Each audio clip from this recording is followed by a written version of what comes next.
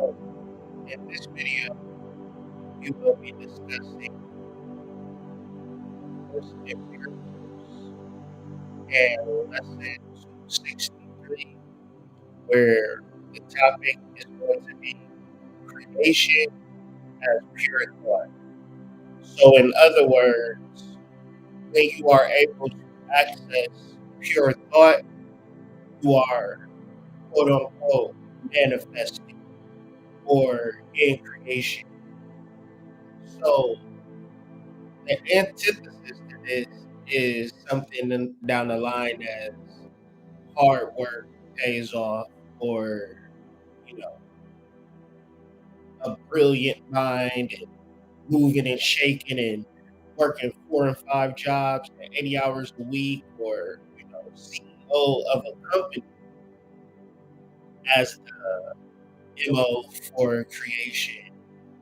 But of course, the miracles is basically just trying to outline that the miracle is already present and maybe you just don't see it within yourself. So, this diagram or the thumbnail that you clicked on to watch this video is kind of a layout of what A Course in Miracles is trying to break down. And when you get this initial layout, there's other things that we're going to work through to like understand the Course in Miracles before we read the text.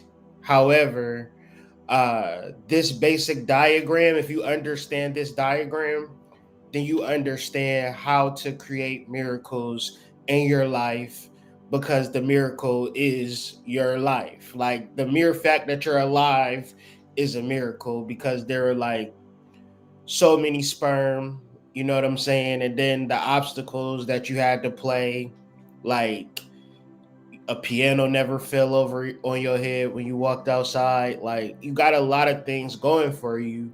So modalities such as gratitude and acceptance goes without saying. But from a more technical perspective, when we are able to understand this diagram, we can understand the purpose of reading A Course in Miracles, because it brings us back to center.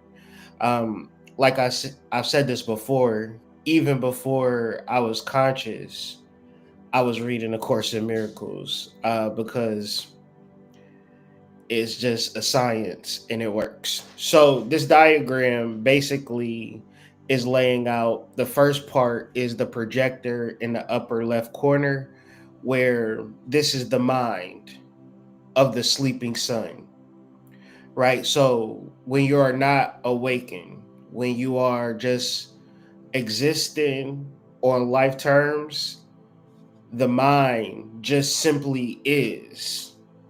So in this state of consciousness, you are able to be fed ideas, thoughts, and beliefs. And these ideas, thoughts, and beliefs could be positive or they could be negative. But for the billions of people, the thoughts and ideas that they have internally is their viewpoint of the world. So you go from the mind to the projector, where this projector is showing the world how you see it. And that means that who you are is a mere projection of your ego. And everything that we experience outside of ourselves, we would classify as the world of time and space. So, when we go through life from a perspective of peace, when we go through life, we go through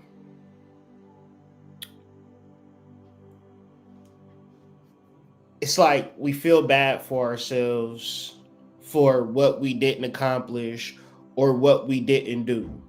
We're afraid of certain things happening to ourselves, to our family, uh, certain aspects such as sin. These concepts, these aspects, right, are not a part of reality, and these concepts are part of the movie that we paint, that we plant. So, in reference to A Course of Miracles, it's best to understand your mind as it is connected to God. And then when it is viewing its projections, its feelings, its emotions, you get used to just looking at them as distortions, as problems. Like you can't, it's almost to the point that you learn that a mistake is being made in your viewpoint. And so instead of trying to change the movie, you actually say, why am I even playing this movie in the first place? So let's get into some deeper understanding of what exactly we're going to be talking about. So, miracles. What is a miracle? A miracle, the etymology of the word miracle, is a wondrous work of God. And so the lesson or the topic, the conversation that I'm bringing forward is a coursework or a teaching in how to summons or to manifest a wondrous work of God in your life that you're able to project onto the screen because you're able to do it. So, up until this point, you have been projecting fear, sin, and guilt, and then it works as a loop. You put on the fear, sin, guilt movie, and you watch the fear, sin, guilt movie, and then you sometimes feel like this is the only movie that you can watch. But this conversation, this dialogue, this teaching is to let you know that you can change the movie, right? And when you look deeper into this etymology, it is a marvelous event caused by God to wonder at, to marvel, to be astonished. But figuratively, it simply means to regard. Figuratively, it is just a simple esteem, an expectation, dare I say, that the miracle is already taking place. And you don't have to pay for it. You don't have to wait for it. You don't have to suffer for it. You don't have to work hard for it. It is already present in your reality. So, with that being said, I had this initial thought thinking about it in the aspect of like when we have religious or spiritual conversations, say for instance, the serpent in the garden, that could mean either a literal serpent in a garden, but maybe it's figurative, maybe it's a symbol, maybe it's an allegory. Well, what is it actually meaning? Meaning, like, so what is the key to the concept that's being laid before me? And a lot of times, when you having a spiritual conversation, many people just fill in the blank and it's just an empty conversation that either leads to worship or dismissal or disgust. Like most people, because there is no definitive symbol definition that makes sense, that brings healing, most spiritual people reject the church because it doesn't penetrate all the way through. And that's unfortunate because, in reference to spiritual dialogue, one needs to have a definitive key to which will lead to a definitive healing. So, what I've been into a lot lately is spiritual formula. meaning that things that actually work, and being so specific about those metaphysical things that work and living in that reality. So it brings up the concept of a key. A key in the context of symbols is a list or an explanation that defines what different symbols on a map, diagram, or in a text represent, providing the meaning for each symbol used. So when you read in A Course in Miracles, it's written entirely symbolically.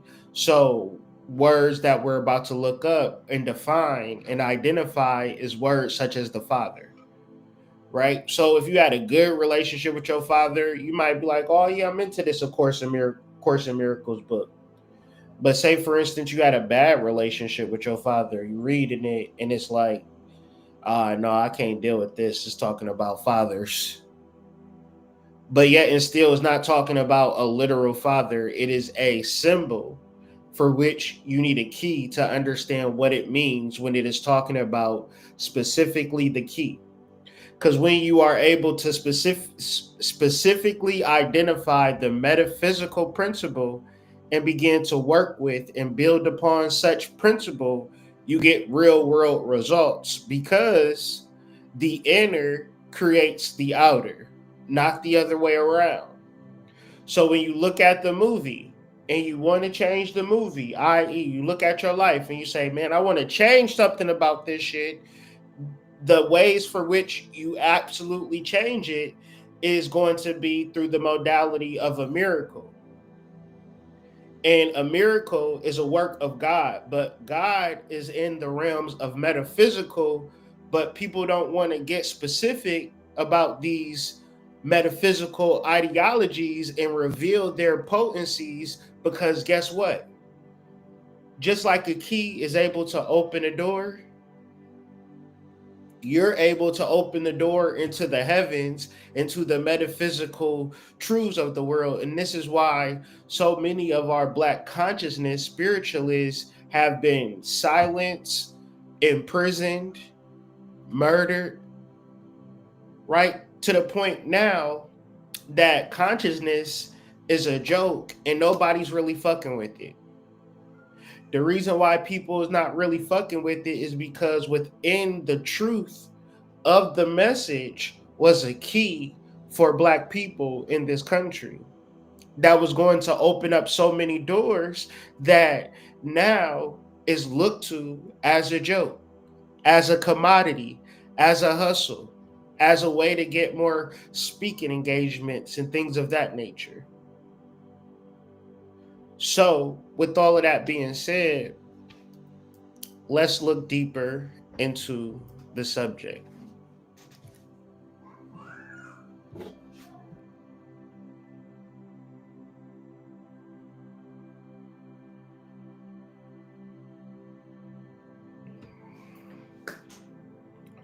So, like I said, the key to this text is understanding the metaphysical meaning of father and not being hard pressed because, my daddy wasn't shit and things of that nature.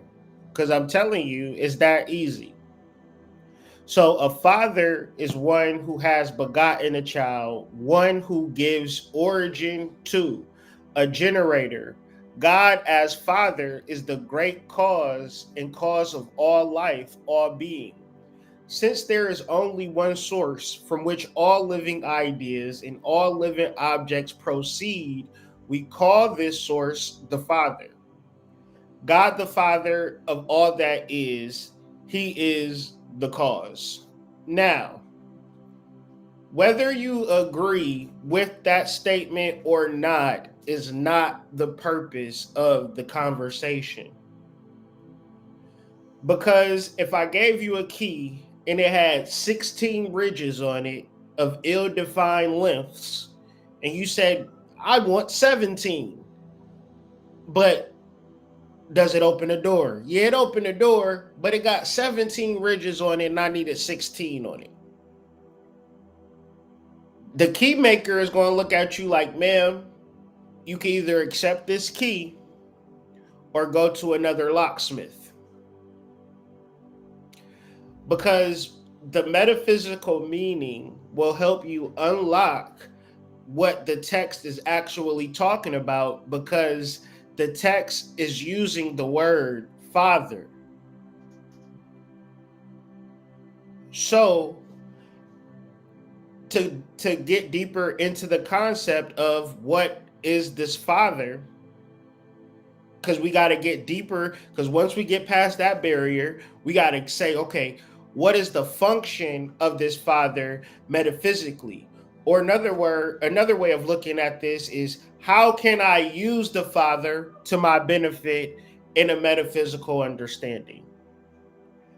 As because God is the seed of this present life in every unmanifest or manifest creation, as source, he continually sustains, supplies each expression of himself with all that is necessary for its development.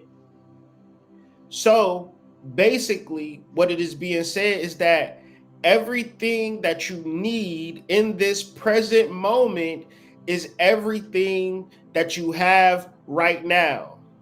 It is the seed. There was points in times where my children didn't exist, but they existed as pure potential. The miraculous occurrence of ovulating egg that would attract a specific seed that would then bring that seed into life is a miracle. The whole process is miraculous, but that's not the end of the story, guys. The reality that we were able to do that in its inception is the reality that we could do it in this particular moment, but we have to understand the mechanics of the utilization of the Father without the shame, without the guilt, without the fear being a constant distortion. So it is if we have never seen a movie. Only type of movies we see are fuzz. And so we say, man, I hate this world. You know, have you ever heard somebody say, man, I hate the world that we live in. This world that we live in is so evil. It's Democrats, it's Republicans, they so evil. It's black people that's evil. It's white people that's evil. It's men that's evil. It's women that's evil. But you got to understand the distortion that can happen, because if we're going to understand God metaphysically, we got to also understand Satan metaphysically. Because the thing about the spiritualist is that it doesn't identify with Satan. It don't believe in Satan. It don't think that Satan is real. It's only God that exists in the mind of a spiritualist. So any exploration into darkness, it goes not. Because all it needs to do is just manifest a little bit more, get a bigger house, move further away, get more men, get more women, get more diamonds, get more money, keep manifesting, and everything will be perfect. But then it is a certain part that you got to start to identify as a spiritualist. Is my view of the world distorted based upon the Satan metaphysical principle? Whether I want to deal with it or not. Whether I'm able to comprehend it or not. Have I opened myself up to thinking, is my mind separated from God? Am I possessed by an idea? Am I possessed with an ambition? Am I possessed with an achievement? Am I possessed with an outcome? And with that, in my mind, am I thinking once I achieve or accomplish this outcome, everything is going to be all right? Everything's going to be all right. Everything's going to be all right, looking ass boy. To which the spiritualist is trying to reach a natural high that they feel like once they get into the forest butt naked in the Amazon, they no longer got to worry about jaguars biting a whole left cheek of their ass. They no longer got to worry about malaria infecting them and poisoning them. I mean, everywhere you go is going to be a problem. There's going to be a point where you got to start to solve a problem. And this is what we call life. This is, look around you. Everything that we exist in is created from our need to survive and to thrive and to grow. So with that being said, are you understanding God in your life right now? Do you understand it specifically? But not like I'm a good person, hood. I know I'm a good person because I slashed my baby's tires. I ain't bust out his windows. I know he got insurance on his tires, hood. I bought the tires for him from Discount Tire that said any damage they can replace them for free. It was a minor inconvenience, kid. So I know that God is working in my life because the old me would have bashed his tires, busted out his windows, put spray paint on his car, cheater all along the side on the back. Yeah, I was wild back then, but I'm better. I'm not talking about that. I'm talking about, so this video is designed in my mind to be a guided meditation to bring you closer to God within yourself, because God exists within your mind. Okay, so a lot of people, you got to specifically want that, and you got to understand, like, damn, I'm far away from that, because a person can talk about anything. And that's what a lot of people are trying to figure out online. What should I talk about? What should I talk about? And at a certain point, what we're going to realize is that it ain't shit to talk about. Can you provide solutions? Can you provide helpful quips? Because it's a lot of bullshit online that ain't helping nobody. So, with that being said, there is another sense in which we think of God as the Father. Jesus would not have chosen the word Father to describe God had he wished simply to describe a cause or principle. There is a relationship with God into which we can enter where he seems closer than breathing and nearer than the hands and feet. When we enter this relationship, we become acutely aware of God as a living presence. We are lifted up by his love. So, this is real deal spill. In this world, you can clearly understand Satan.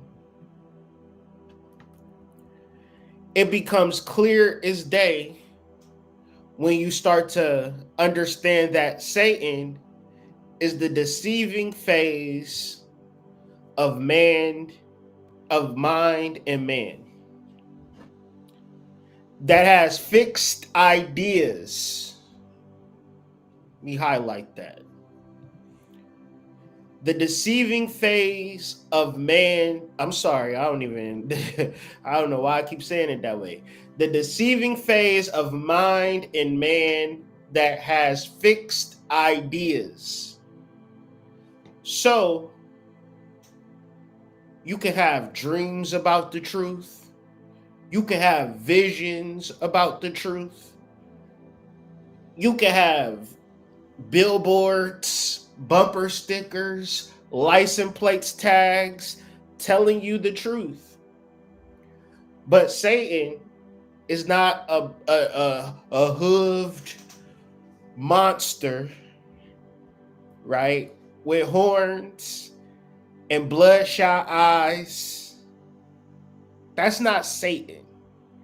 Satan is the part of your mind that has fixed ideas. And so, if you are a spiritualist, you can see it in everybody. Everybody cares about themselves. Where could we go? What do we do if we want to understand each other? Like, community. Yeah, like how can we build community without capitalism? And thus, if we can't build community without capitalism, what is our goal? We, we on our Kanye West shit, right? Wait till I get my money right. Then you can't tell me nothing, right? So, in my heart, I feel everybody wants to gravitate towards community, but they can't because they don't have the funds to build 10 houses or buy 10 houses and whatever the case may be, like, or the knowledge or whatever the case may be. However, even though we see people doing it at a smaller scale, when we look at life, we see a bunch of people just fending for themselves. So it might get to a point where, say, for instance, you do have the money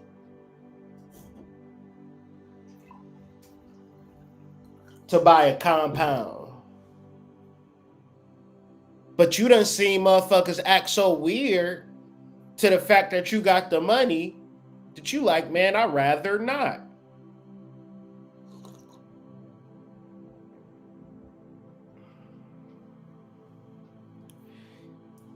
What I'm trying to convey about Satan is that it's not so dark and ugly as you think. Satan is very much tied into what you want to accomplish in life. Because when it comes down to what you want to accomplish in life, you are fixed upon that idea. And when it comes to creating miracles in your life, it is hard to, because you are fixed on your specific idea of what you want to accomplish, which goes counterintuitive to the nature of God. And you can see the nature of God in all of the wild animals on the earth. If you ever wanted to see how God works in the world, just look at a wild animal. To which you might say, well, shit, that's a wild animal. I'm above him. I'm a human being. I got a full-time job. See? A wild animal couldn't have a full-time job like I could have a full-time job, hood.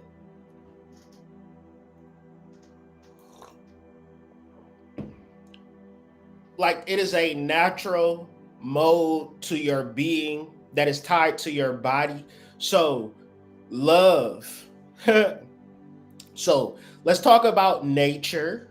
Let's talk about love. Let's talk about attraction.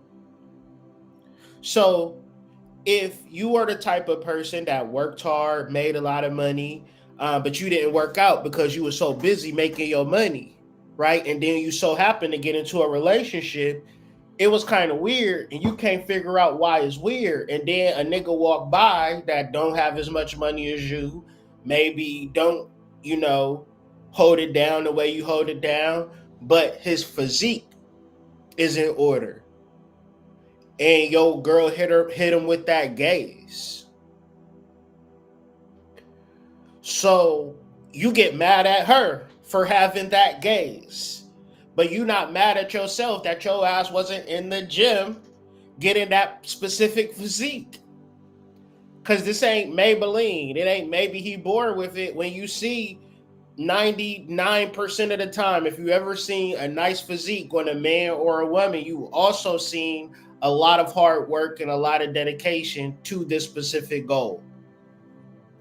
Meaning that if you want to work towards that, as far as nutrition, as far as exercise, as far as understanding metabolism, locking the fuck in, you can do it, because once again, your circadian rhythm, your metabolism, all these things are natural.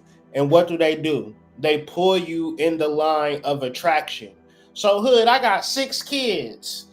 If you got 6 kids and you bring yourself into homeostasis, you bring your hormones in balance, you bring your body into balance, And if you want a man, you can definitely find a man, because if if you are a spiritualist and you center yourself to the God within and you take it seriously, meaning I want God to exist in my hormones, I want God to exist in my emotions, I want God to exist in my reasoning, I want God to exist in everything about my body, in my strength, I want God to exist within my strength.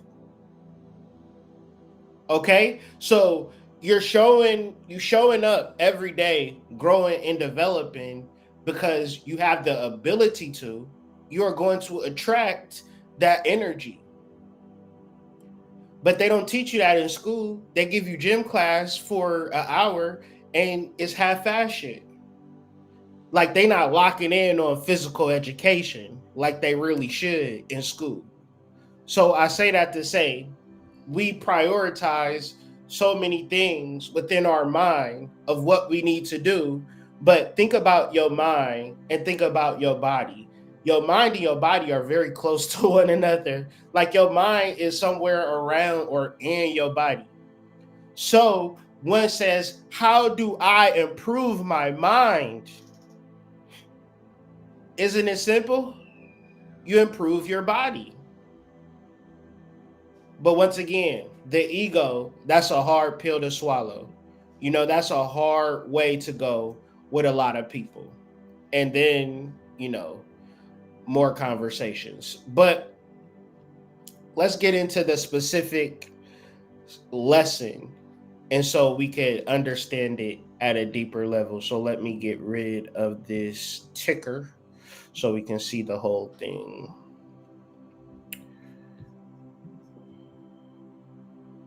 Lesson 263 says, my holy vision sees all things as pure.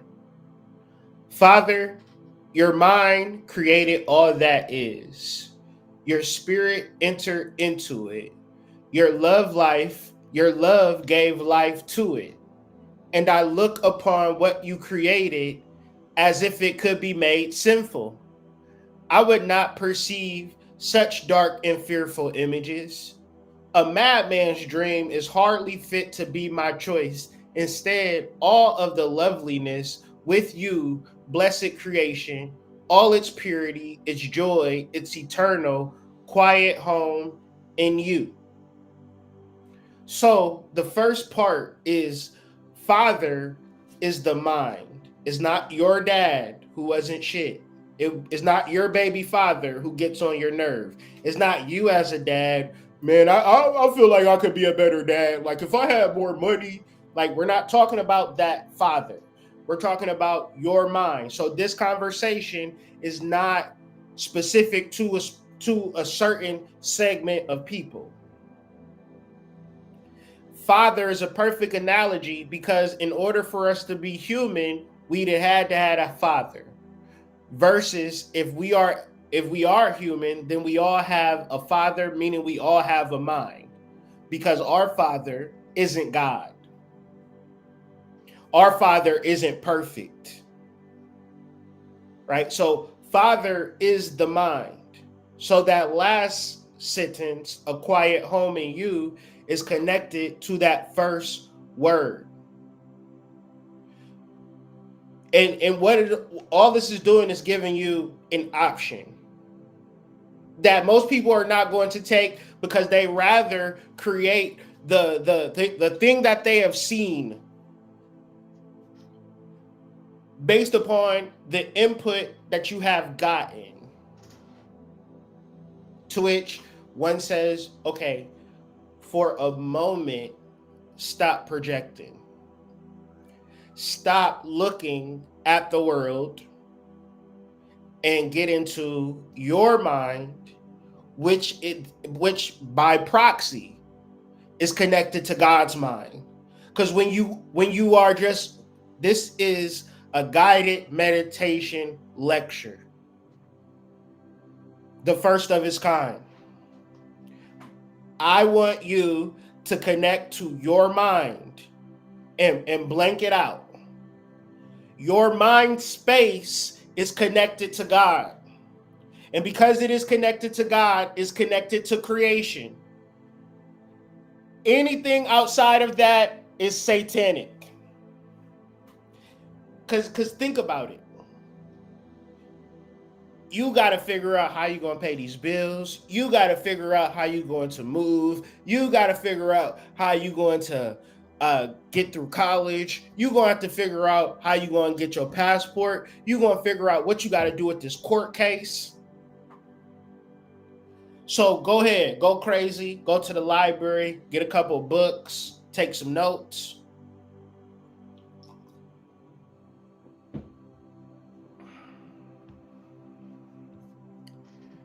But if you are willing to meditate, if you are willing to sit with the Father,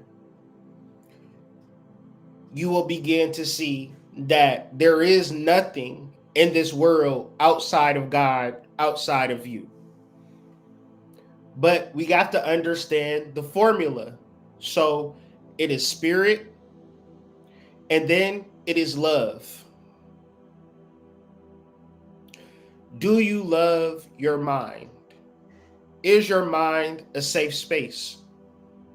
Or are you running to different podcasts, different songs, different movies, different friend interactions to take your mind off of your mind? We are talking about the inner world. We're talking about key metaphysical principles that are able to build into miracles. So let's talk like you 6 years old. I want you to sit with nothing on your mind, but I'm trying to word this for a 6-year-old can understand it. Your mind is connected to a bigger mind because it is a mind.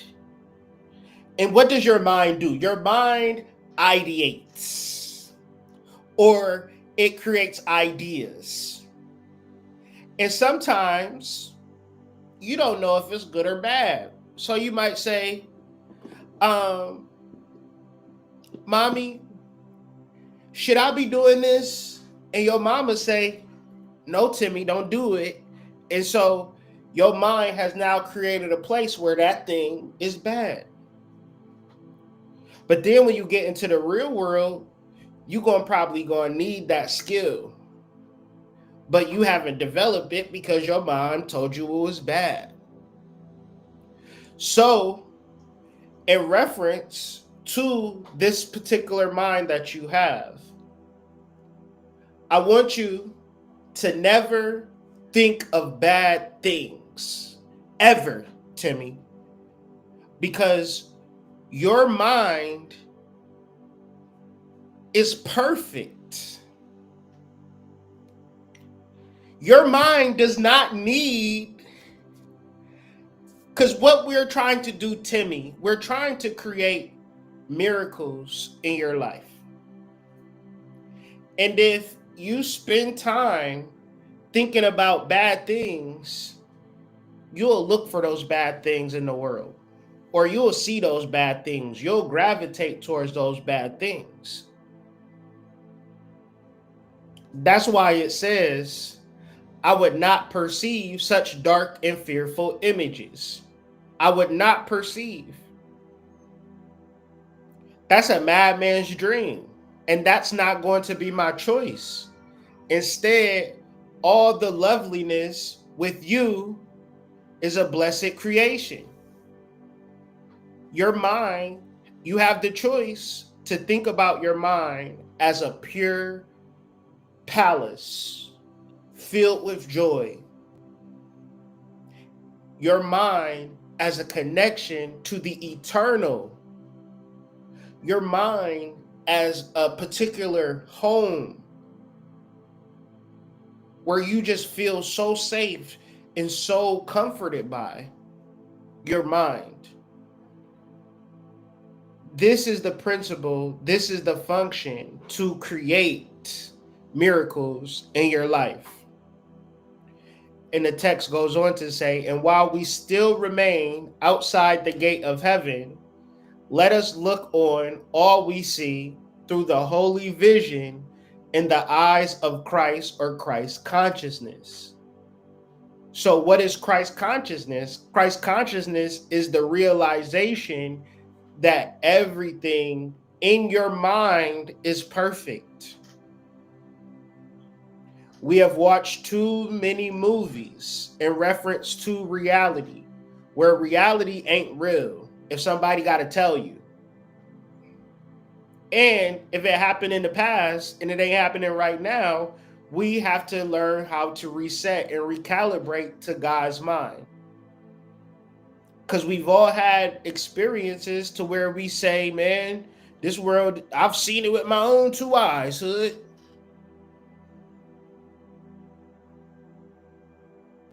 But in the course of miracles, we are teaching. It's not like you're being delusional. You're being functional. It's like if my baby spilled some milk. I'm not mad that she spilled the milk because I know I could clean it up. But I also gotta tell her, hey, don't be spilling milk, because it could go a certain type of way where she say, well, you know, if I just spill milk, this nigga will clean it up. So I'm gonna just keep spilling milk. And that's how we are when it comes to God.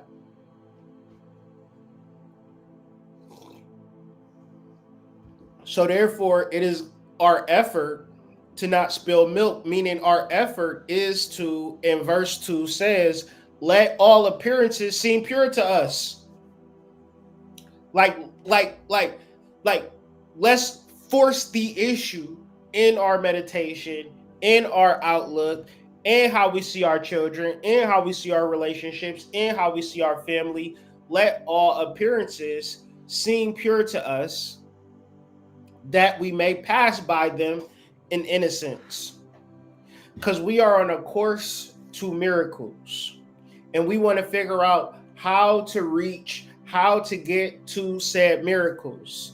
But every time we think about our baby dad, we get pissed off. Every time we think about our baby mom, we get pissed off. Every time we think about the government, we get pissed off. Every time we think about the Democrats, we get pissed off. Every time we think about the Republicans, we get pissed off. Every time we think about the Soviet government, we get pissed off. Every time we think about Saudi Arabia, we get pissed off. Every time we think about poor people, we get pissed off. Every time we think about rich people, we get pissed off. Every time we think about moving, we get pissed off. Every time we think about paying the rent, we get pissed off. And at what point are those appearances seeming pure to us? How can we pass by those appearances with innocence if, when we think about them, we get pissed off about it? Thus, it's not saying we waiting for the world to change like John Mayer, but the effort or the mechanic or the brick layering is us filling the bill, seeing the bill, and that appearance seem pure to us. Seeing something that we see on the news that we don't resonate with, and let all appearances seem pure to us. Not sending a hate comment, yeah, bitch, you don't know what you're talking about. I'm a single mom, so you don't know what it's like. Let all appearances seem pure to us, that we may pass by them in innocence and walk together to our Father's house. So our Father's house, this is why it's a book. This is why it is taught, is because it is taught to other people. And it is showing us how 1 to 2 to 3 or 10, 20, 100 people can get to the same location, because that location is within each of us. Our Father's house is our mind. As brothers is us understanding the concept. And when we fully understand the concept, so what will happen eventually? Somebody will create their own sect of, Seventh Adventist Methodist Baptist Church. You know, we go to church on Saturday and we wear black robes. They go to church on Sunday and they wear red robes. But in Ephesians chapter 3:15, it says, do not wear red robes on Sunday. So when you come to our church, you're getting closer to God. And you would pay us, they want 10 cents for tithing. We only want 8 cents. Right? So, as brothers and the holy sons of God is motherfuckers that get it. Motherfuckers that understand the metaphysical keys and don't utilize religion, spirituality for gain, for profit, for exploitation. It is not my mind that I'm trying to give you access to. I'm trying to give you access to your mind. And I want you to understand what the fuck that I'm saying, to whereas when it's creating miracles in your life, you know exactly how to do it. And because you know how to do it, hopefully you will help other people. So in this slideshow, it's some concepts that I just wanted to bring to life. But I also, on my Substack for the subscribers, when I repackage this video or re-upload it, I will have this slideshow so y'all can like go over these particular concepts for yourself, or like use it as like a study guide or whatever, if this is something that you get into.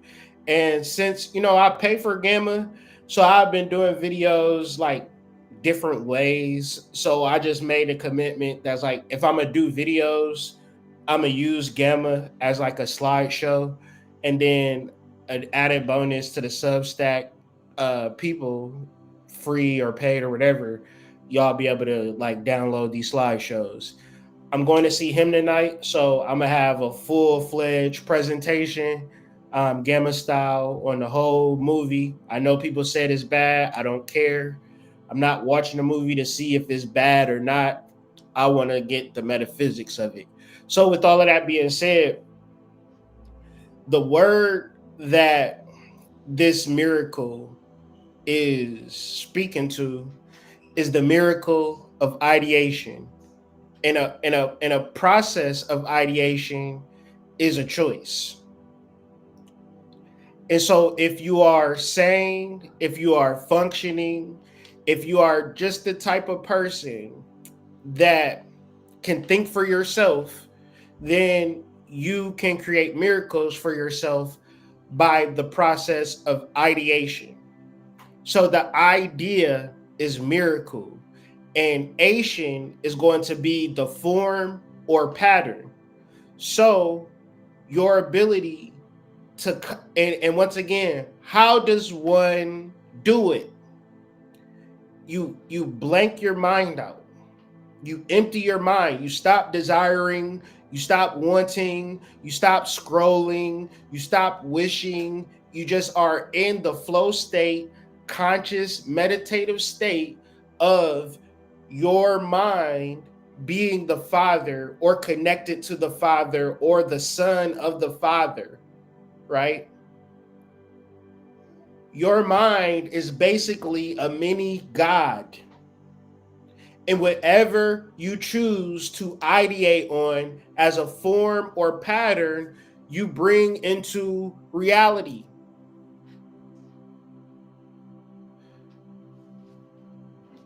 Nothing that I said was quit your job. But while you at said job that you hate so much, you start ideating miraculous occurrences. Because if you go to sleep in certain miracles, if you wake up in certain miracles throughout your day, in certain miracles, you will start to see them everywhere. But what is the counter narrative? You go to sleep worrying about this, that, and the third. You wake up, continuation of the worrying, this, that, and the third. Every phone call, you hope, damn, I hope this ain't what I think it is. So every day you playing defense. and don't let you have any money, all you doing is wasting your life through the forms of utilizing your money. What does money do? It literally stops you from ideating. Now all your ideas are the things that you pay for. But we're talking about a system of miracles that rich people read and poor people read. Because the fact that you rich is all you thinking about. The fact that you poor is all you thinking about. As brothers, we come to our Father's house with nothing on our minds. We don't care if the government is flipping upside down. We don't care that motherfuckers is going crazy right before our eyes. We are, as brothers, coming to our Father's house, understanding the God principle. If a giraffe came knocking on my door, started talking about my cousin, gossiping, then I'll take note to it. But if the giraffe is on his present trajectory of a giraffe life, then I should be on the same pathway. If the giraffe don't care about Shireen and what she did last night at the club, neither do I. The term ideation includes all the ways in which thoughts and ideas come to our minds.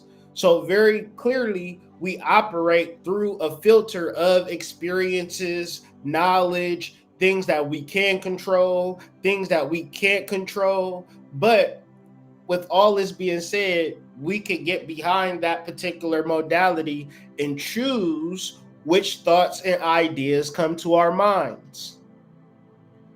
So you could either say, I don't want a wondrous work of God, which is the etymology of the word miracle.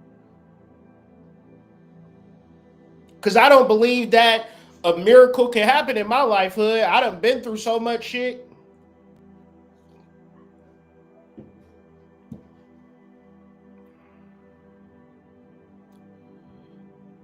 But I'll start with this. Life is a miracle.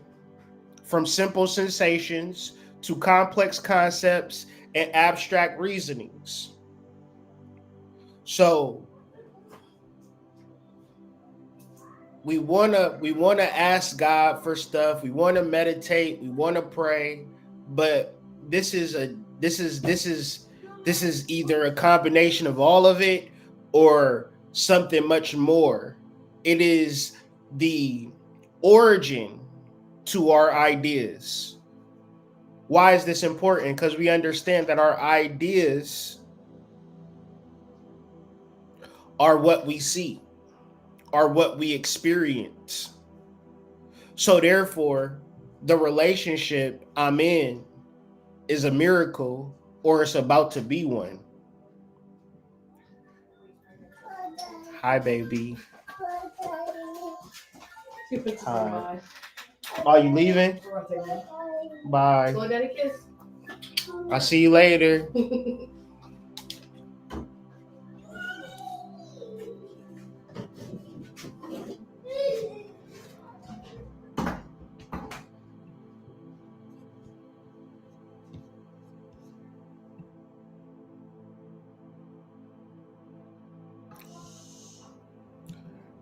So we want to get into creation as pure thought in the space of the mechanics of how to, because that's really what I'm really into when it comes to this metaphysical stuff. Is like, can it work? And if it can work, how does it work?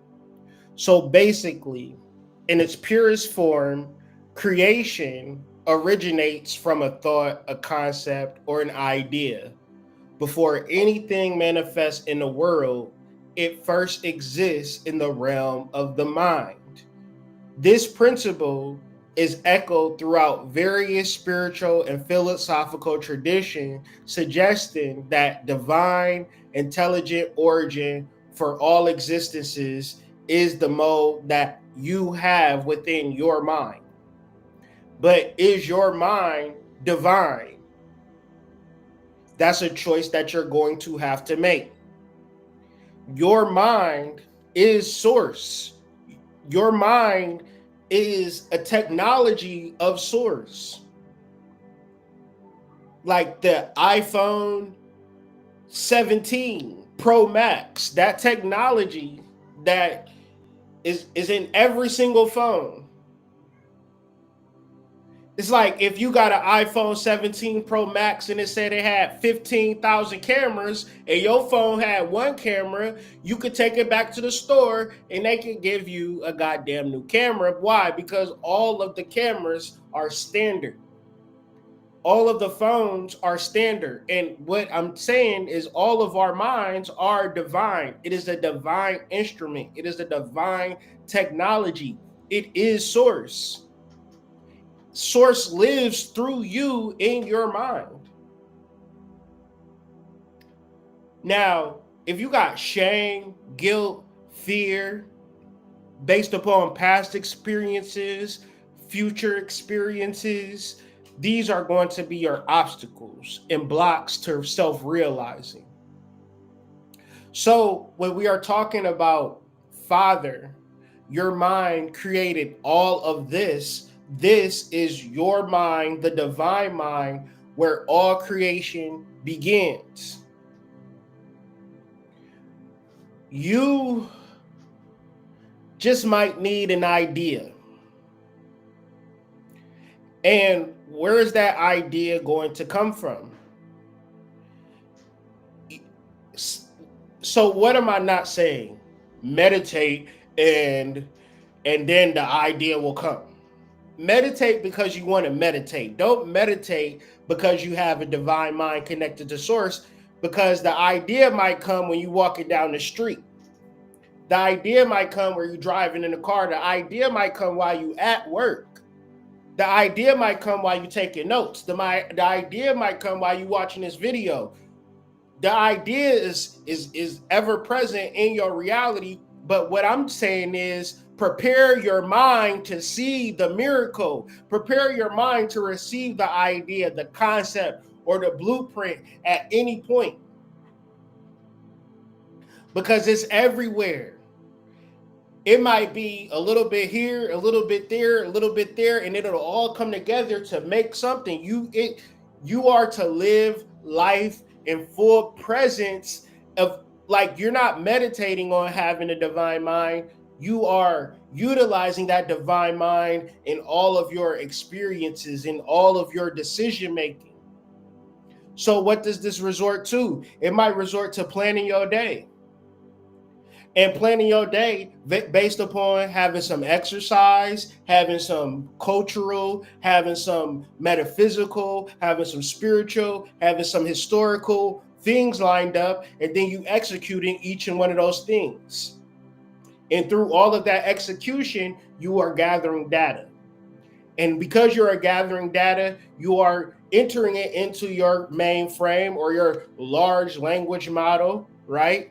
And it is computing and coming up with the things that you need to do. What is the motherfucking problem? Niggas on AI more than they on motherfucking they mind. Let me go ask AI what it think. So I think what AI think. It's an eternal, perfect, and all-encompassing consciousness from which the initial thought of creation emanates. So it's a point of emptying your mind of all trauma, of all past. And so what's the hard part? What people don't get it when they highly traumatized. What does it mean to be highly traumatized? You really thinking about the past. The past just lingers in everything that you do. That's why when people have a spiritual awakening, they grow dreads, they get dashikis, and the next time you see them, you like, damn, Sean Quika, you don't wear no more Ugg boots no more.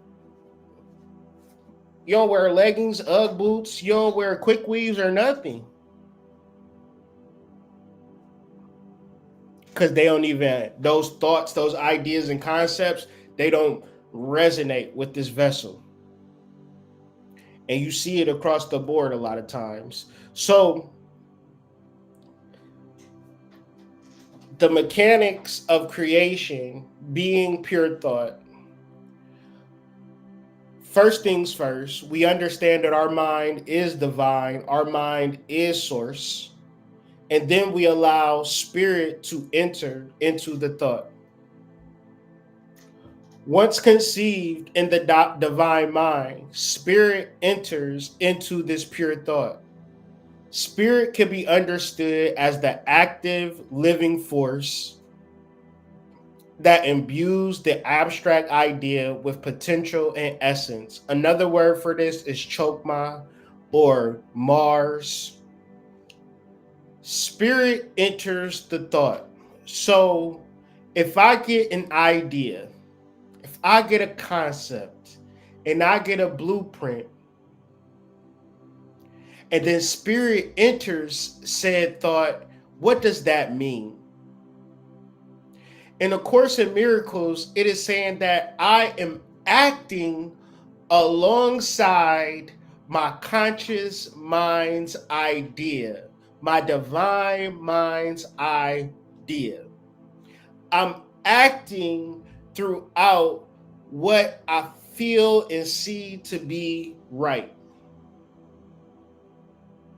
So it's not saying A Course in Miracles is read this book and watch miracles take place. Or now that the fact that God is a part of your conscious mind, all done here, nothing else to see here, watch the miracles just show up. Spirit in this context is the active living force that you are embodying through your actions, through how you living. It is the breath of life that animates the concept, giving it formless being.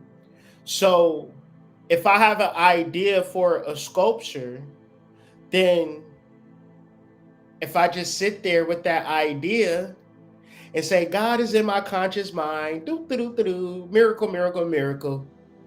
At a certain point, I got to get a block of clay. I got to start designing it. I got to start cutting it out. I got to start chiseling. I got to breathe life into the concept, giving it a formless being. But with all things, right, you've seen the sculpture sculpt and say, man, I want to do that. You start sculpting, it look crazy. I don't think I want to sculpt no more. See the tarot card reader. Oh, I want to do that. Start doing the tarot readings. I don't think I want to do tarot reading no more. On and on and on and on, right?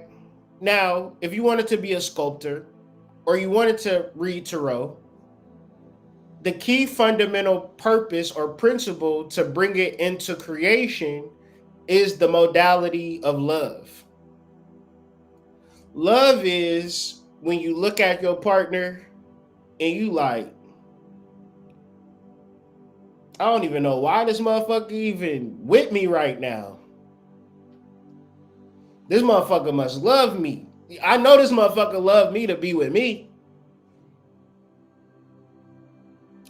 Love is sometimes when you don't want to do it.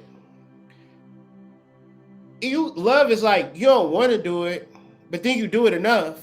You start liking that shit. Like when I first met him, I ain't gonna lie, I didn't think he was that attractive. But the more I was around him, niggas started looking good to me. I don't know. That's love. That's God working through your life. Like the spirit is you going on dates, spending time with him. And love is at first you like, this ain't going to work.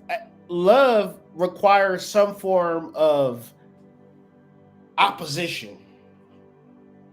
So when we talk about a miracle, we are feeling far away from that miracle, and we know shit. We might not deserve it. We might have not worked hard for it, but we understood a metaphysical principle and we actualized the metaphysical principle, and that's the shit that's being used against us. Why they telling us clap for Jesus, tithe for Jesus, they're doing the metaphysical principle to manifest a big ass mansion in a fucking rural neighborhood with a fucking Mercedes Benz in the parking lot, buying your kids this and your mistress that, because they understand a principle. And I don't mean white people, I mean anybody who understands how to create miracles over and over again. The idea and concept and blueprint is already within you. Your action towards that idea and concept or blueprint is what's going to bring it into manifest, what's going to consistently bring it to life. Love. Like, I'm not really attracted to my destiny right now, but I love it so much, one day I'm gonna get to it. Finally, love gives life to the spirit-infused thought. Love in this context is not merely an emotion, but a fundamental creative energy that sustains and empowers. So when it comes to spirituality, the way people show up for spirituality should tell you everything that you need to know. Because sometimes people get a little bit thrown off by that little number in the left-hand corner of the video, whether how many people is watching them or not, when it comes to what they should be doing spiritually.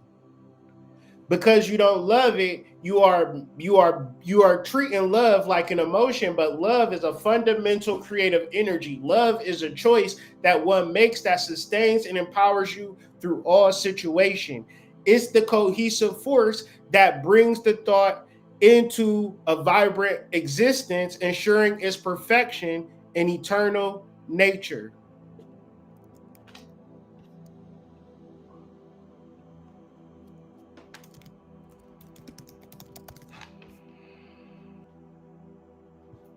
So in the text, when it says, Father, your mind created all there is, spirit into it, and love gave life to it. If we're not looking at this as a formula, it's just a sentence that is like, I don't like it or I like it. But if you and that's why I was talking about him, and I've realized people don't even understand it because the way that they talking about it, man, I didn't like it. Like, what the hell? That's like you going to an art gallery and you seeing a art piece or a sculpture, and you just not even recognizing that a person spent 1,000 hours on it, and you just like, I'm just looking at his effort, what he put into it. That's what I like. I don't like or dislike how you express yourself. What the fuck? Because your expression, you having the ability to express yourself, that's a lot. Because you ever seen a nigga get on an open mic or some shit, and he gets scared? It's 20 people out there. He start bombing and shit. You start speaking in front of 100 people right now and see how well you do. It's not easy to express yourself. Most people don't express themselves. And the reason why is because when you express yourself, niggas like, oh man, I ain't like it. But did you just experience, like, love is that space of, I enjoy anything that you do or don't do, manifest or unmanifest. As spiritual people, we have given in so much to the materialist viewpoint of life based upon social media that we only view good as a lot or more. But what do a person show you in reference to the fact that they love God? Is that behind a paywall? Their love for God is hidden behind a paywall? This implies that true creation, originating from the perfect source, can only be perfect and eternal. So when you reference your mind and it's not perfect and eternal, you need to cling to more. Because we are at a point where we should be able, as brothers, to come to our Father's house and understand exactly what it is. I've been practicing having a perfect and eternal mind, and the world keep kicking my ass, Hood. That's what I want y'all to say. But until you put in the practice of having a perfect and eternal mind that expects miracles, that sees miracles, past, present, and future, that you immerse yourself in miracles, you only experience miracles, everything becomes a miracle, and now you say, man, this world is horrible, Hood. This world is fucked up. You wouldn't be able to say it. Any perception or imperception or sin is therefore a distortion of this pure thought. Any perception of imperfection or sin is therefore a distortion of this pure thought. Any perception of imperfection or sin is therefore a distortion of this pure thought, rather than a genuine aspect of creation itself.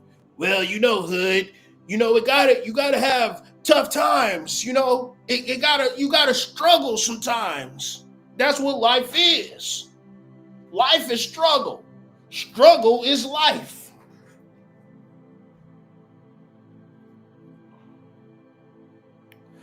So there is a collective unconsciousness, a collective consciousness that exists. So the paradigms are broken into 4 quadrants. There is the collective. So me and you and everybody else, we all exist as one collective within ourselves. Then we also have consciousness, where the consciousness is the ability to perceive this collective within ourselves.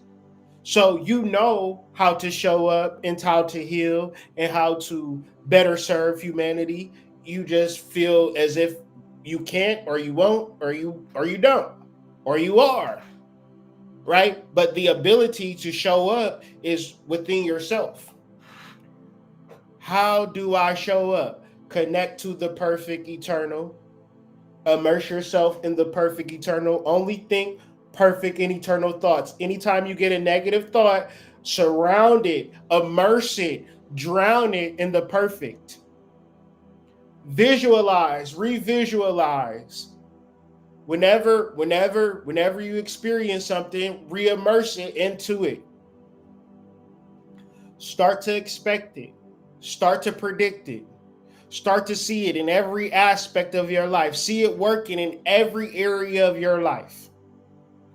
Don't let anything get you outside of the fact that you have a perfect mind, because this is what you learn in prison. I've told y'all this in prison. When I went to prison is fucked up, right? You go to prison, it's fucked up, and then they send you to the hole. That's supposed to be bad. But at a certain point, it's like the most amazing thing that can happen. Why? Because you get in contact with your mind and its function of your mind. Imagine you in prison, you on guard all day, it's niggas all around you, right? And trust me, you feel like that with your spouse, you feel like that with kids, you feel like that at school, you feel like that at work, because it's people always around you. You do not get to experience the inner world.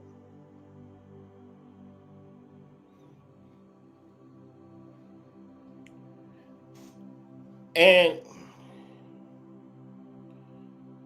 it is simply a matter of perception. It is what you choose to believe, is what you tell yourself. A person can come to you crying. I had an experience yesterday where, like, some people wanted to go a certain way, but I didn't want it to go that way. And it was just weird. You know how people be wanting to express negative energy. And I'm like, we're not about to do that. It's nothing. I don't care what, person try to bring it out you, try to insult you, try to provoke you. And it's like, yeah, no, we about to immerse ourselves in perfection. like immerse ourselves in perfection and use this as a way to like continuously problem solve. Because once again, if you anything like me, you probably going through some real shit.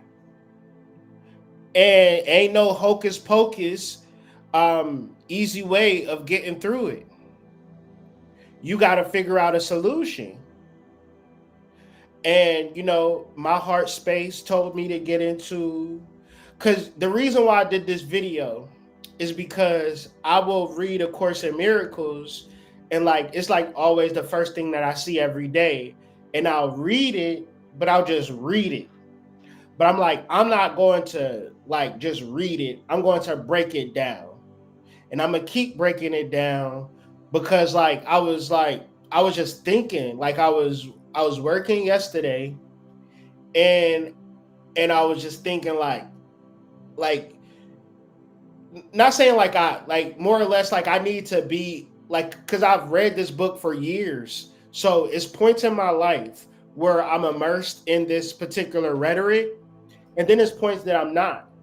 And I see a big difference on how my life works out when I'm understanding A Course in Miracles versus when I'm just not understanding it, and I'm worried about bills, and I'm worried about this, and I'm worried about that, and I'm worried about this, and I'm worried about that, and I got all this shit that I'm thinking about, but thinking about it don't solve it. So therefore, I need to come up with a solution, and this is ultimately a solution for myself. But me, if it can help me, I feel like maybe it can help somebody else. So we want to talk about illusion versus reality, because like Shantae said, our perception is our reality. Our perception shapes our reality. So the case is, do you perceive God's wonder all around you, in you, outside of you, at the basic biological level, or you don't? Why? Because what we experience real can often be a complex interplay between the mind's projections and the underlying truth of existence. The distinction between these two realms is central to a spiritual and philosophical understanding.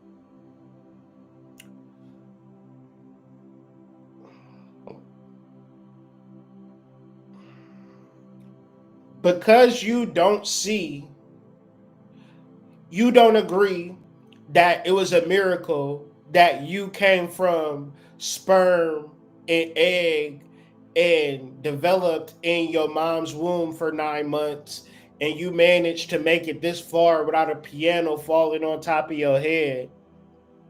You alive with 10 fingers, 10 toes. You able to see life from a specific perspective. That's not a miracle to you. And somehow, some way, all of this shit is fucked up, and you don't recognize that as being a mind projection. Men are against the women, women are against the men. When people have conversations in reference to these specific concepts and conversations, they don't even understand that it's pure projection. Because within the fundamental stage for their conversation is the truth of existence. The power of making a choice to love versus the choice to criticize, to judge, and then to go home alone. Because if you was going home to somebody, why are you not telling us how to create that reality for other people? But to create such a divisive narrative between men and women is a projection.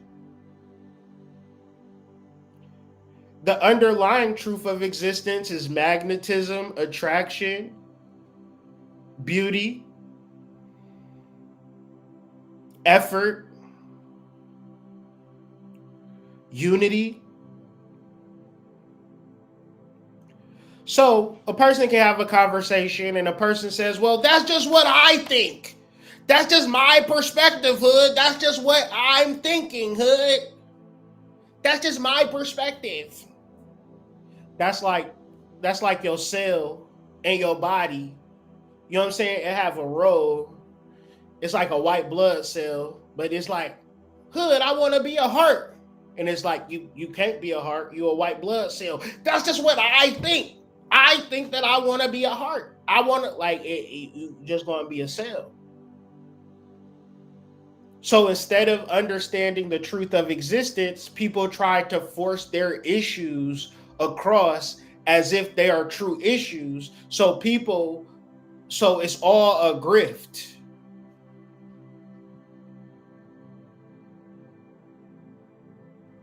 It's all somebody trying to sell you something at the end of the day, because the only thing is true is unity. And sometimes unity and God's love, it just got to play itself out. I don't got to debate you or force you to see God's love. And a lot of times I need to probably recognize it within myself. So when we are in the space of making a decision, that decision that we are making is that we choose not to perceive such dark and fearful images, because we are making a choice to see God's wonderful work in all things, or not. Because it is the choice to say, well, everywhere I go, hood, I see violence, I see drugs, I see drama. This world fucked up, hood.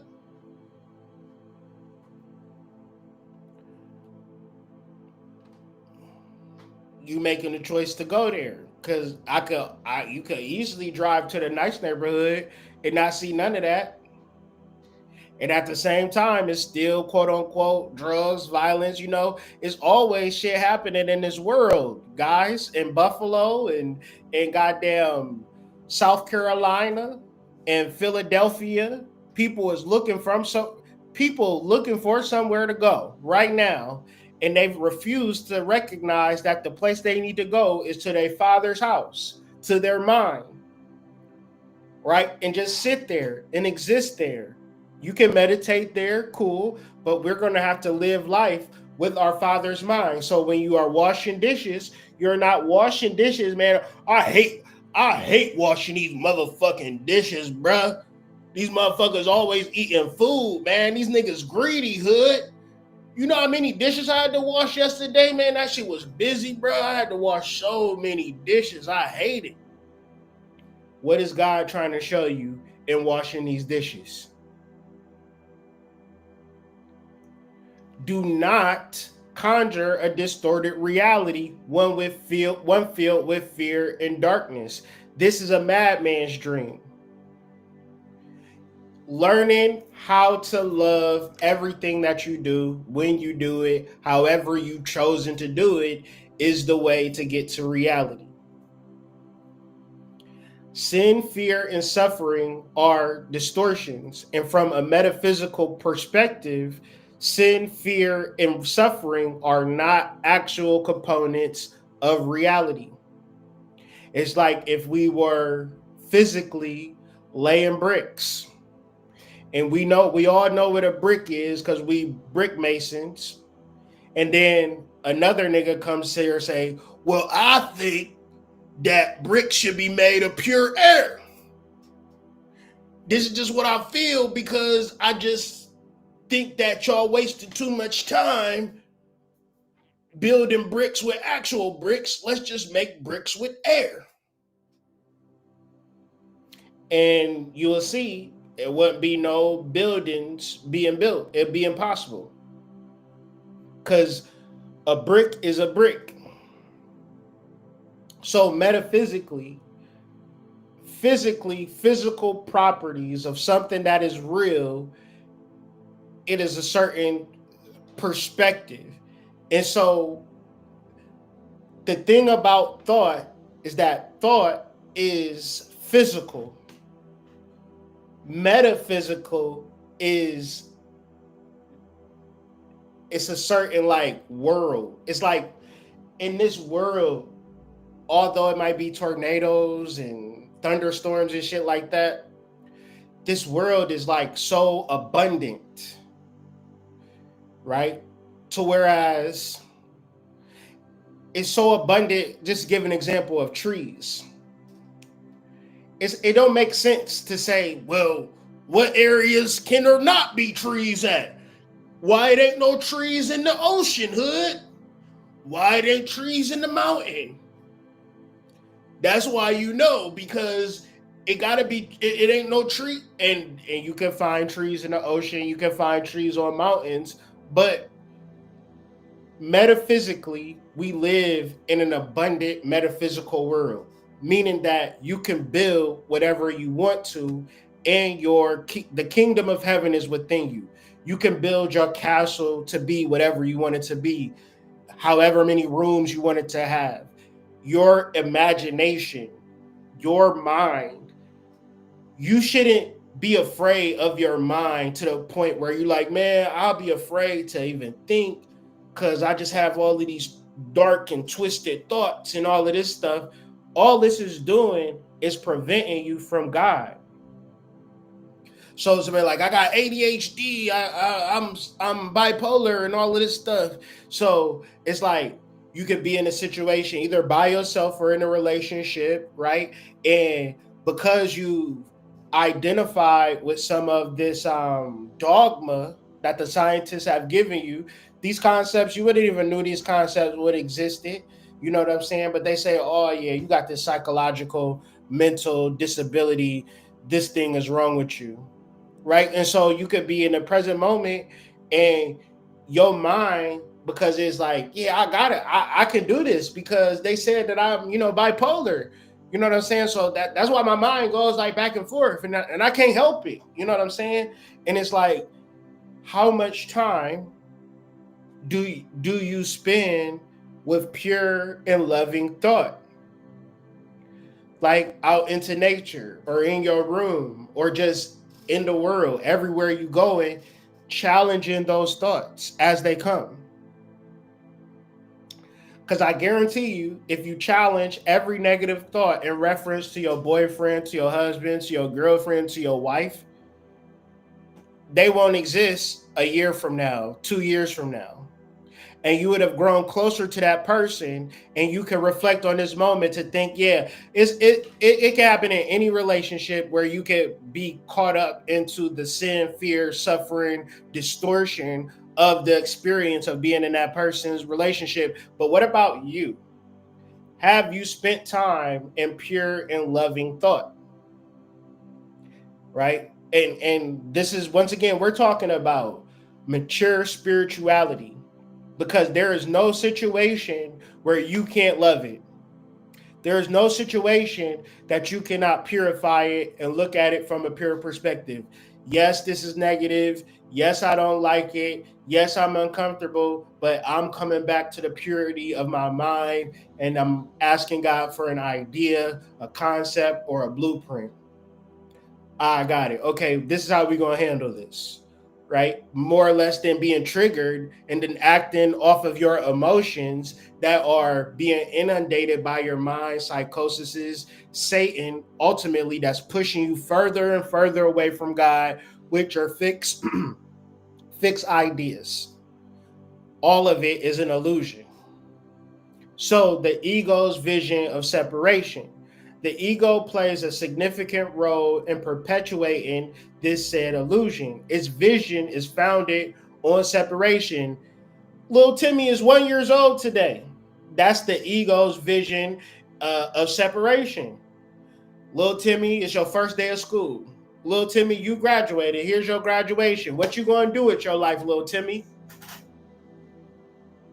So every day, little Timmy has got to figure it out for himself. He got to do good in school. He got to get good grades. He got to graduate. He got to make something of himself. And nothing about little Timmy is little Timmy. Because the reality of little Timmy is some days he don't want to go to school. He might not want to go to school for a month. He might not want to go back to school. He might not want to go to school for 2 years. And after 2 years, he might say, you know what, Mom, I'm ready to go back to school again. Mom, I don't want to play football. I don't want to play sports at all. I just want to play video games. Well, in this house, you're going to play goddamn sports. In this house, you're going to play MMA. In this house, you're going to play baseball. You look at these kids. These kids doing 1,000,001 things. And what percentage of what they actually want to do are they doing? How would they know? It's a bunch of shit laid out before them that they get to choose from, but they don't get to choose themselves. So it's nothing. Listen, Satan rules the world. He rules the mind. You got to be so clear on this because, once again, I'm a good mom. I'm a good dad. I'm doing the best I can with my child. Are you allowing that child to be themselves? Are they allowed to connect with themselves to come up with opinions about themselves based upon themselves? Or is their opinion on themselves based upon what you think they should or shouldn't be doing? You know you're supposed to be getting an A. You ain't got an A. You got a C. That means you an ain't shit motherfucker. And you got to feel bad for not getting a fucking A. And imagine my grown ass right now acting like an A or a C ever fucking mattered. Right? It's not coming back to haunt me that a motherfucker got 80 out of 100 on the spelling test. Other than I remember how my mom responded, whether she gave me praise or gave me a scolding. And I'm saying all of this to say that this creates the separation. The separation of yourself from everybody else. And this is all of the ego. So when we go back to this diagram, if you are in the mode of separation, you only in this one circle. You think that your whole life is about you and what you do or what you don't do. But within you is the whole entire collective consciousness. The sleeping giant and the awakened giant, the personal, the unconsciousness, your shadow self, your soul, your masculine and feminine. It's so much going on inside of each and every one. But who has the space to even explore? So people, they'll have a reading with me and they'll be like, you know what? Thanks, Hood. I really appreciate this, man, because I can't talk like this with nobody, Hood. I can't say this with nobody, Hood. Like, thank you, bro. Because it's like, I understand that you have a drive. Like, you could be with your wife and your wife be like, did you pay those bills? All right, good. You fulfilling my ego's needs. But within every individual is a collective consciousness. What does that mean? It's within everybody to serve the collective in some capacity. Within you is DNA blueprints, concepts, and ideas that don't serve you, that serve other people. It's like the trash man that came up with the trash man company. He didn't fucking have a passion to fucking collect trash. He seen that niggas was just having trash outside in their yard. And he's like, you want me to pick that up? Yeah, I'll pick it up for $5 right now, all of it. Hey, man, I think we got something here. These niggas is lazy as fuck. That's the collective unconsciousness. The collective consciousness and collective unconsciousness. So understanding that,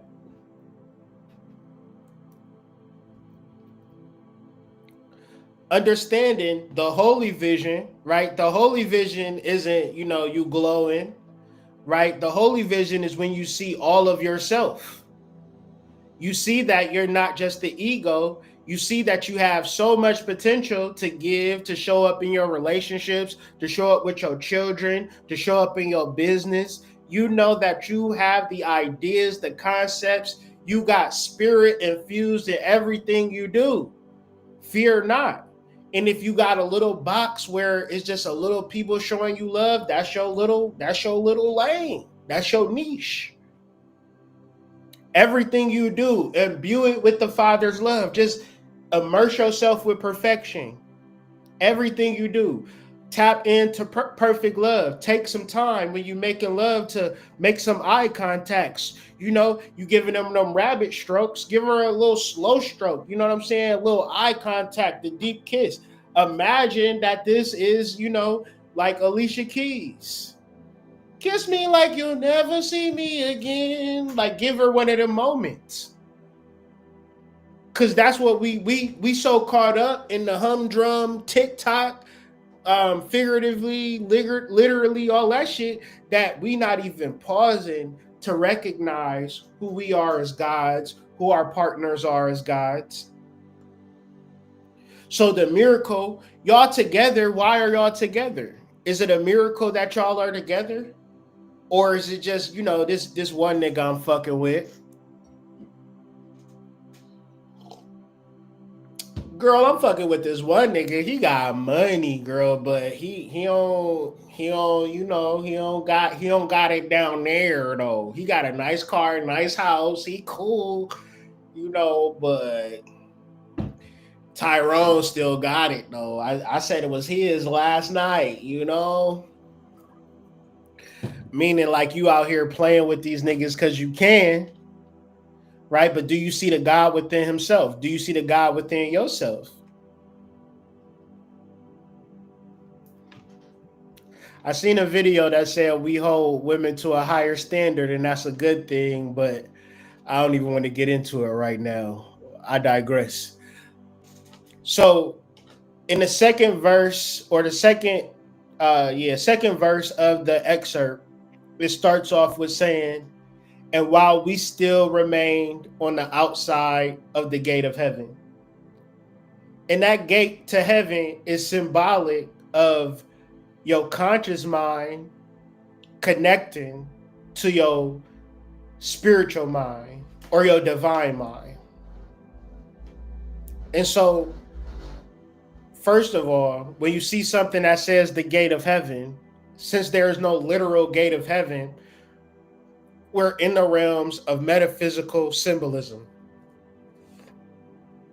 In metaphysical symbolism, being outside of the gate of heaven is representing our current human state or condition of being separated from God.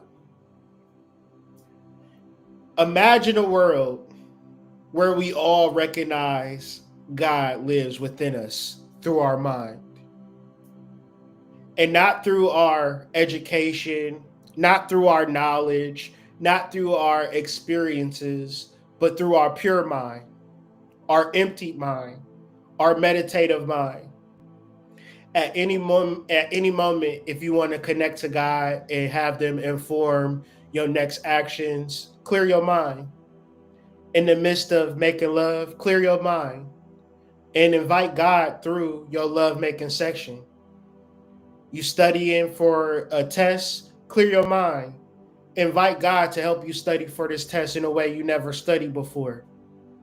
Right? In everything that you do, you taking a walk to the park, clear your mind.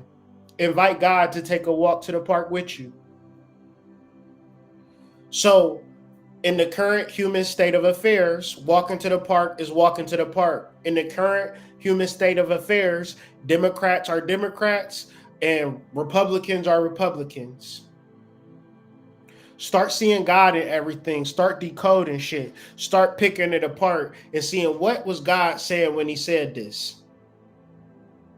And how could you either heal or help or move forward because you understand that God is in everything. And sometimes people miss it. Most of the times people missed it because everybody is far away from God, because our ideation of what is great is a person with a lot of money. To the point that Elon Musk was a part of the government. Mark Zuckerberg was a part of the government. And we know these are just regular people with a lot of money. We know this. We can see that they just regular. These niggas not floating on no fucking clouds or no shit. They didn't ever do magic. They got a whole, we seen the movie, The Social Commentary or The Social Club. Mark Zuckerberg had a whole bunch of people help him build Facebook. It wasn't just him being brilliant. He a regular guy. He just went to Harvard, knew a bunch of people, worked with a bunch of programmers, and then, you know, if people tap into something, great. But that don't make him a part of the government because he created an app. But he got a lot of money, so he's a part of the government.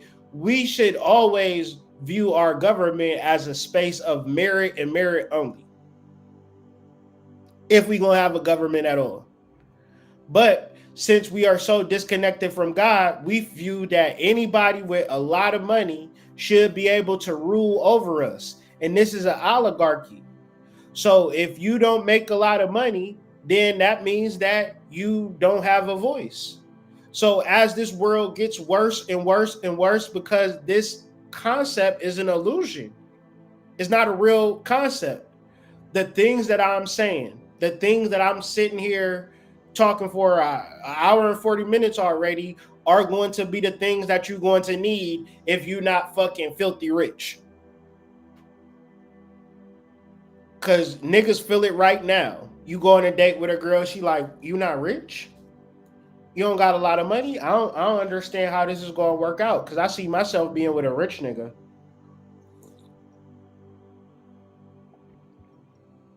I mean, you got a nice little job, you got a car, you got a place to stay, but it ain't no fucking 3-house mansion. Like, you know what I'm saying? What if we have kids? Our kids can't live in your 1-bedroom apartment. See, I don't think it's going to work. So it's times where, for no other reason, the relationship ain't work out because you didn't have a lot of money. You wasn't attractive. And since only 1%, less than 1% of the population has $500,000 or more, this means it probably ain't shit that you can do about it. So it's a lot of people that's single and alone. They saying, well, how do I get into a relationship? This is going to be your only shot. You're not going to look good and get a girl. You're not going to be rich and get a girl. They don't care about the things that you say. But if you start to develop a love for your mind and a love for God, and everything that you do is surrounded in love, immersed in love, even your flaws, immerse them in love, you become an indestructible force. And even when the relationship ends, you understand that that relationship did not define you, take nothing away from you, because you are always God's love. But if you wanted to experience God in another way, you can experience it in another person. This is very simple shit.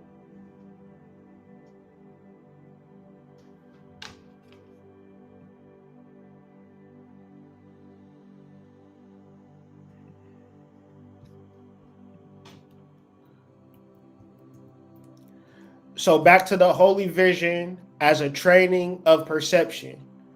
Holy vision allows us to see through innocence, acting as crucial training of perception.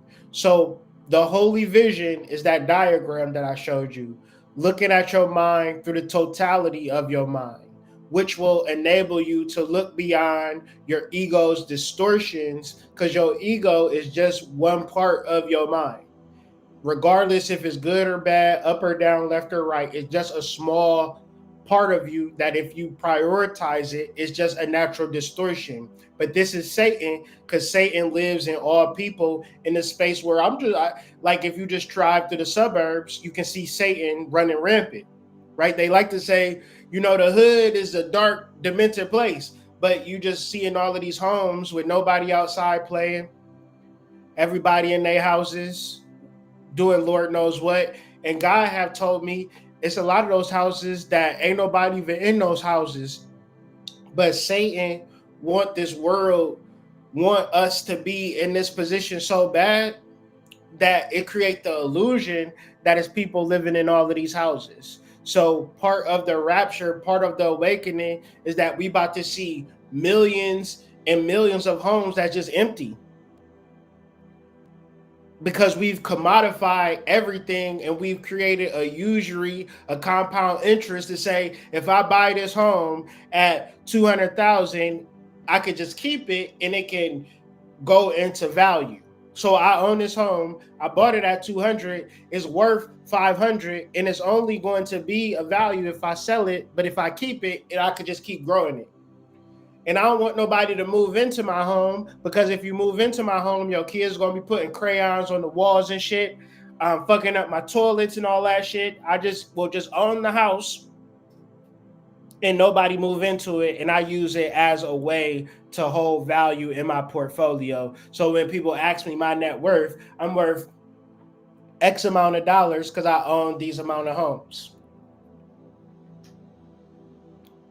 So when you're and you got to understand, these people don't have holy vision. They only have Satan's vision.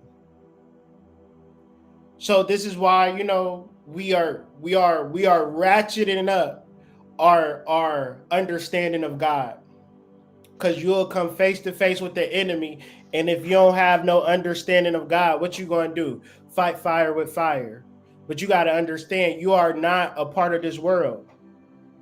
And that's what we have been held from for so long. We have been so far from the gates of heaven because we don't understand that the gates of heaven is within ourselves. They're not behind a paywall. They're not a result of your effort and hard work. It's a result of your perception of who you are right now. Have you been taught? Have you trained your perception to see only miracles? Have you immersed your mind? Have you immersed your heart? Have you immersed your being to see only miracles?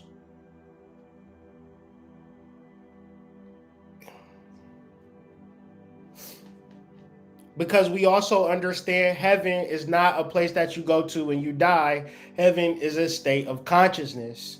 The implication is that heaven is not a physical place to be reached, but a state of consciousness. It is the realization of perfect peace, wholeness, and interconnectedness that always exists. Holy vision serves as the key to entering this state, transforming our perception from a world of illusion to the eternal reality of love and divine thought. And this brings us into Christ consciousness, or the understanding of Jesus, who spoke primarily of its connection to the Father. Now, the powers that were do a lot of propaganda, a lot of marketing to make you think that Christ was a man that was hung on a cross, when really Christ was a consciousness. So they utilized Christ consciousness to live in abundance, to live in prosperity, while the masses look for Christ as a symbol, as a human, and that human is themselves. So when we are to look on all we see through holy vision, through the eyes of Christ, we are looking at our mind through the totality with a specific consciousness. And this Christ consciousness, or Christ vision, is the profound state of spiritual perception that transcends the limitations of ego and physical sight. It offers a radical shift in how we understand ourselves, others, and the world around us, leading to a profound sense of peace and unity. This is a transformative vision and characterized by the recognition of unity and innocence.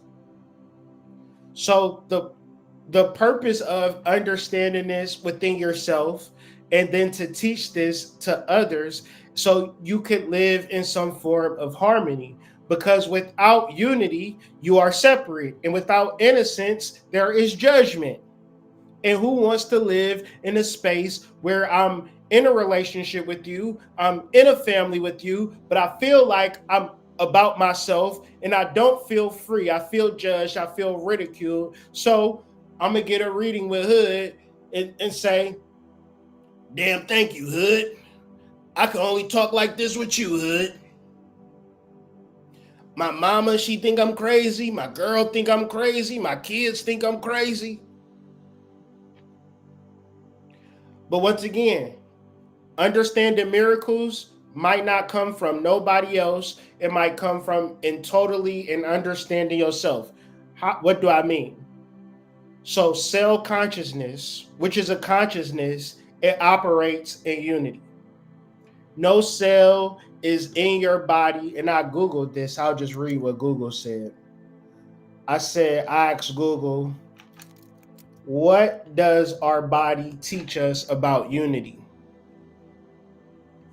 Our bodies teach us about unity by demonstrating how diverse parts form a single functional whole, emphasizing that each individual is a vital part of the larger body, even with different roles and gifts. So, the reason why in the Course of Miracles it teaches unity, because a part is never larger than its whole. A part is never is larger than its whole. So the first thing first is that we have to recognize unity. And innocence comes from our ignorance, from which we thought we knew. And since we thought we knew, we were angry. But now you know, and you feel like, damn, I should have loved that situation better. I should have showed up a little different in that situation. I could have been better in that situation. Well, it's nothing we can do. See, God is perfect in the sense that it's nothing we can do about the past. And the spiritualist is innocence because it's not trying to change the past. So the spiritualist is looked at kind of crazy because it's like, well, you was just mad freaky last night and now you talking about meditating under a tree. It looks past apparent differences and errors to perceive the shared divine essence that connects everyone, seeing all as perfect creations of love. And this is the work, because the ego is saying a whole bunch of shit as to you don't need to do this and you don't need to fuck with her. You need to do this shit on your own. Niggas ain't feeling you. They don't know where you coming from. You need to just do it on your own. And the whole time, unity is seeing how diverse differences come together. And we've already given you the formula for unity, which is love. Right? So it is the divine mind, it is the spirit, and then it is love. Why do you need love? Because there are going to be different energies and people that you need to unify with. If you don't love, then you'll never do it. So when you're walking down the street, you is not watching people hug each other and embrace each other based upon their differences. What are people doing when you walking downtown? Go any downtown and I dare you, you're going to see people walking past each other. Why? Because Satan, right, rules the world. And a person like, Satan, what you mean Satan? The deceiving phase of mind and man that has fixed ideas in opposition to the truth. Satan assumes various forms in man's consciousness, among which may be mentioned egotism, a puffing up of the personality. This is everybody. So therefore, if I'm puffing up my personality, then I'm not trying to unify with people.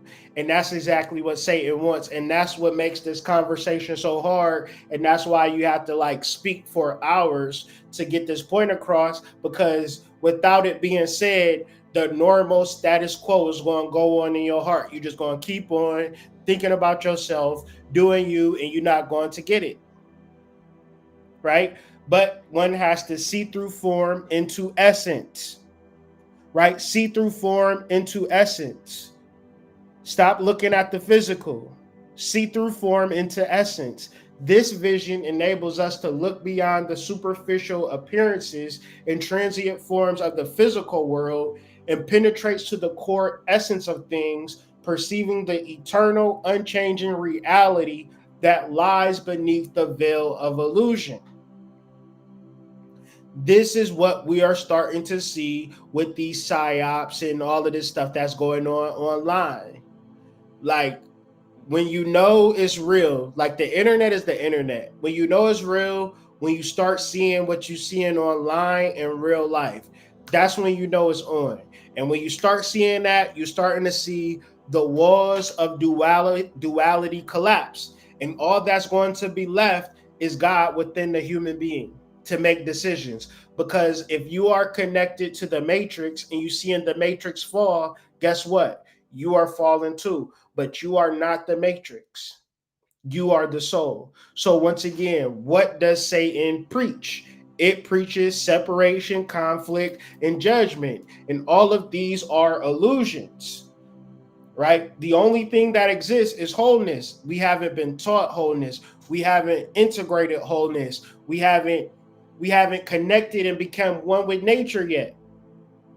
We are on the opposite side of nature and life because of materialism, because of society, because of school, and these ideas that just been implanted into our heads to say, well, I need to work hard to puff up my personality so I can be a better person so people can love me. And since that idea is in everybody's heart, guess what has to happen? We have to have a collapse. What will that collapse create? Will that collapse? The collapse is like, oh my God, hood, the world as we know it is over. What are we going to do? It has to happen. So we automatically know that we need to walk together. The way that the world is set up right now, we feel that we don't need to walk together. We feel like we can make it and do it on our own. So in order to be able to connect to one another and to, live and progress and live in a way that is fulfilling, we need to understand these principles now. If you can't see it, if you don't understand it now, you'll start to see it as time goes on. So you'll be seeking a solution. Grateful that you made it through this video because you understand the solution is tapping into your God mind. That we may pass by them in innocence and walk together to our Father's house as brothers, right? Basic understanding. So this is what we're talking. This is why I'm doing this video on YouTube, right? Instead of just reading it and like, oh, this is real good for me. I've really learned something. Now I'm going to have a good day because I've read a book that I've learned something. This is a collective spiritual journey. Any spiritual insight should be shared. Any spiritual insight should be shared because if it can benefit you, it can benefit another person. Get on your bullhorn, stand on top of your chair, and share your spiritual insights because if they benefit you, they don't actually benefit you. But if it benefits all of us, it benefits you. Because we are a part of a shared path. We have a unified purpose and a destination that transcends individual experience. Now, this vision calls for a reevaluation of our relationship and our perception of reality, moving towards a consciousness of collective salvation and profound unity. I don't think they're ready. I don't think they're ready. So what are we looking forward to? We are looking forward to a collective salvation, a journey together towards our Father's house. So the visualization is us coming together in the mode of this video, whether live or post-live, and understanding this to be a guided meditation / lecture that's bringing you closer to your divine mind. And once that's taken place, that is the salvation.